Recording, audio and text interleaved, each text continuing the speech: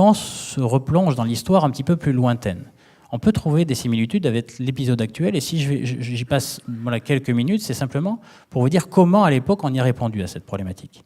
Si vous reprenez en fait la fin du 19e siècle, la fin du 19e siècle a été alimentée par quoi? Une incroyable révolution technologique, majeure. Invention de l'électricité qui permet quoi? Finalement, ce qu'on a connu au cours des 20 dernières années. L'électricité, la machine à vapeur, le transport, et pour la première fois au monde, on délocalise, entre guillemets, le lieu de production du lieu de consommation. Premier phénomène, en fait, de délocalisation. Donc, ces inventions-là aboutissent à énormément d'innovations qui créent de la richesse. Cette révolution de moyens qu'on évoque, qui font que des métiers traditionnels disparaissent au profit d'autres métiers qu'on va faire différemment. Et tout ça génère beaucoup de croissance. 20 ans, 30 ans de très forte croissance. Où tout se passe bien. C'est bien ça le sujet.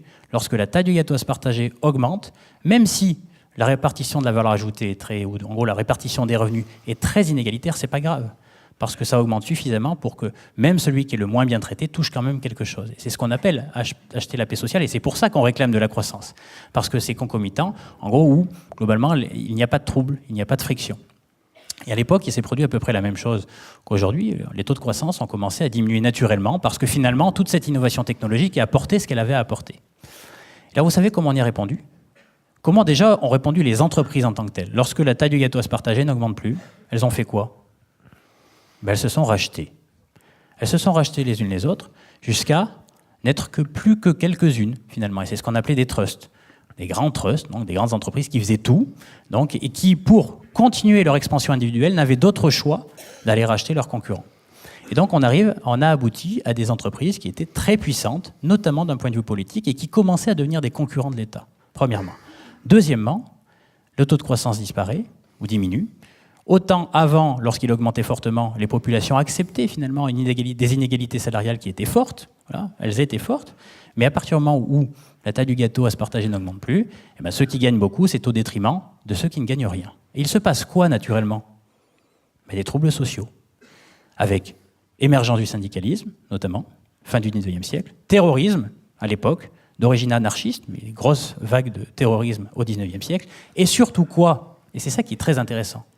Cette impossibilité pour les populations de supporter un modèle finalement très inégalitaire qui était soutenable avant mais ne l'est plus aujourd'hui, ça aboutit à quoi? Fin du 19e siècle, début du 20e?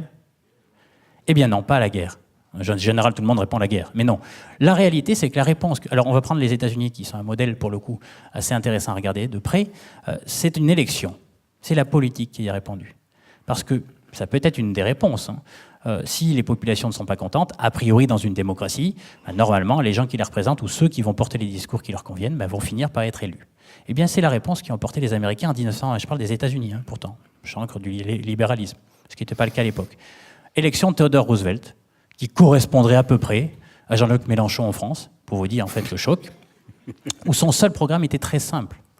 Si on va trop loin et qu'on n'est pas en capacité de repenser des modèles inégalitaires qui ne sont plus supportables dans la population simplement parce qu'il n'y a plus de croissance, ou il y a moins de croissance, eh bien les gens voteront pour des gens qui diront simplement une chose, je vous découperai.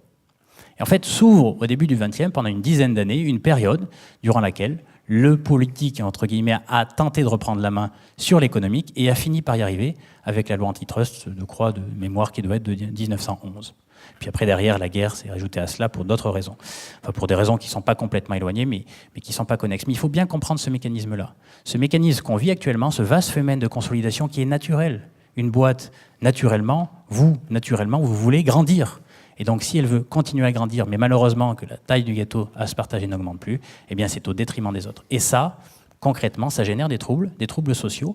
Et si on n'est donc pas capable de remettre en place des modèles moins inégalitaires, de recréer du lien, eh bien, concrètement, ces troubles-là pourront peut-être se reproduire et donc aboutiront à des votes. Donc, la réponse sur le jour d'après à cette situation actuelle pourrait être des votes, pas aujourd'hui, mais demain, puisqu'on est au milieu du mouvement, probablement aujourd'hui, à des votes qui seraient des votes qu'on va appeler populistes, de droite, de gauche, peu importe. Les votes d'aujourd'hui sont surtout des votes anti.